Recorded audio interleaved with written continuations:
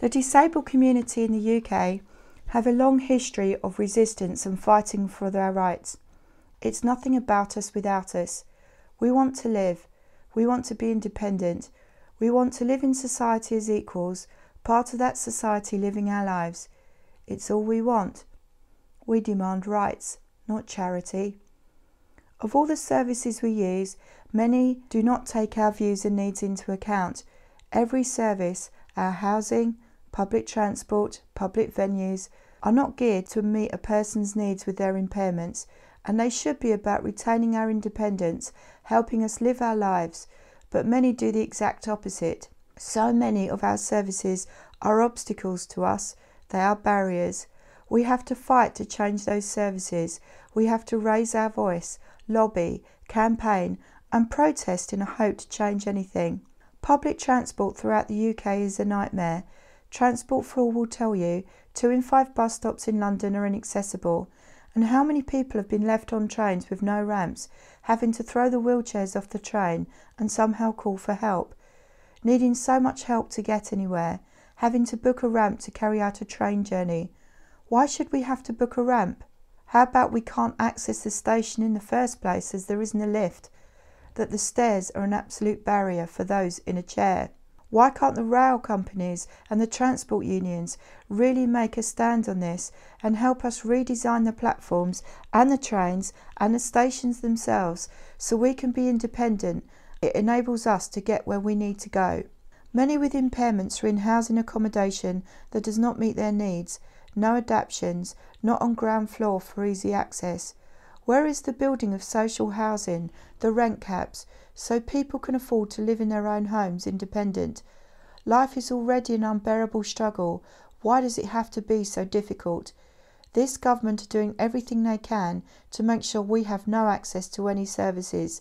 They are doing their best to ignore us. My message is this: we are human beings. Hear us, see us, try and walk our path. Life is so damn hard every day with our impairments. Try needing support to get out of bed, getting dressed, washing and bathing, taking medications, eating, drinking, and someone being there in the middle of the night. A carer is our lifeline, the unsung heroes. Where would we be without the care packages? We could not function. We can't carry on. To most of society we are invisible. We do not exist. People see us with our walking sticks, crutches, our scooters, our wheelchairs, or needing someone to be with us because we get tired, panic and get anxious with a mental health impairment. But we embarrass society. They wish we would shut up and not exist. People do not understand. Judgmentalness and hate crime is wrong, but we suffer it every day. We are called mongs, scroungers and a lot worse. I have been subjected to hate crime because I have an impairment. Hate crime is wrong. We are human beings. We have feelings and we want to be equal. My message to you is this: anyone can develop a mental health problem. 1 in 4 suffer a mental health impairment at some point in their lives. Anyone can be born with a devastating disability or be struck down with one. Depression, anxiety and stress are among some of the most common health conditions a GP will see. Mental illness has no look, can affect anyone and constantly does. It can affect the famous, the rich, the professional, anyone on this earth. How many know that the suicide rate is high among doctors and nurses? That someone out there takes their own life in a fit of despair every 16 minutes in this country, in the UK? That hate crime has risen in this country 40% since this government came to power. Their rhetoric spread in the press to cause diversity and hatred, to turn one group against another, the worker against the claimant, the young against the old, the immigrant against the citizen. To the people of the UK, challenge what you read. The stories are wrong and not true, and these are hurting us. We are suffering verbal abuse, physical abuse because of the media stories. We are human beings just like you. That you are not immune from developing a terrible illness or being struck down with a devastating disability. The disability is only part of who we are. We are people first. We are human beings. We want to live, but the services and society in which we live is not geared this way. That the disabled community is bearing 59% of all the cuts to date. so that people with severe disabilities are 19 times more affected than the rest of the population by these cuts that the government have made, that these callous and inhumane policies are causing many to die in their thousands, that we live in fear of the constant work capability assessment, that our health deteriorates with the constant fear, the constant worry, the stress, never knowing if we will have any money tomorrow.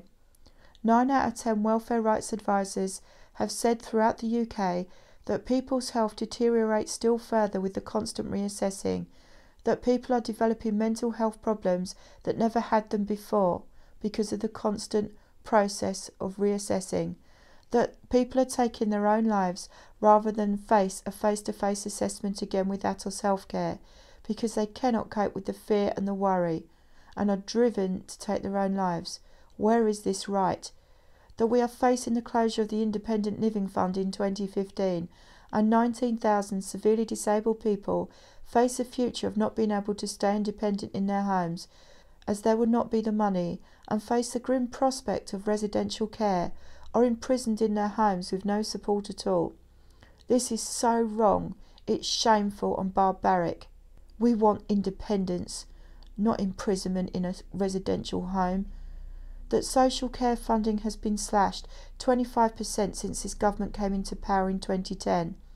So many people have had their care packages slashed or stopped. People need support, but the councils say they have no money. But the MPs and fat cats award themselves large pay rises. Why should we pay for those? With cuts into our care and services, we shouldn't. They should pay their taxes, take pay cuts, and pay the billions this country is owed in tax avoidance.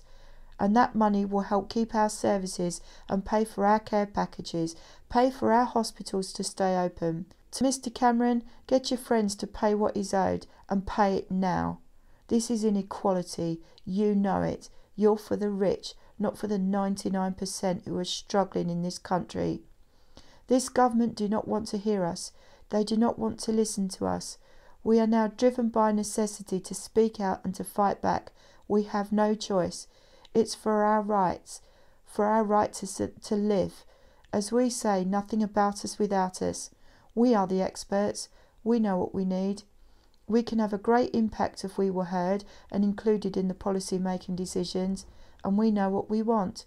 We want to be equal in society, rights to decent housing, employment, transport, treatment, to be able to contribute to society. We don't like claiming benefits, that we would work if we could, that we can achieve so much, that we are talented, can give so much, make great parents, that we are mothers, fathers, brothers, sisters, friends, colleagues, that we are passionate, have likes and dislikes, that we like to have fun. We do not have 4 heads. We're human beings like everyone else. This government do not care that we are starving, that we are freezing cold, that we are dying in our thousands. We do. We are resisting these callous measures and this government, and we are fighting back. We roadblock, we occupy buildings, we lobby politicians and councillors, we speak to the media to get our stories and experiences out there, and we will not stop. We have a proud history of resistance. This government were asked in 2010 who they were frightened of. They said the disabled. Well, you know something, Cameron? Good, because we will continue to resist and fight you, because you are about inequality and hurting those who need the support the most. Hear us, because we will resist you and take the fight to you, in our homes, in our towns, across our cities, on the streets. You will never drown out our voice. You will never stop us campaigning and lobbying for the one thing we want, to be equal in society and a right to a life, and live our life as best we can. We want rights. You want to take them from us.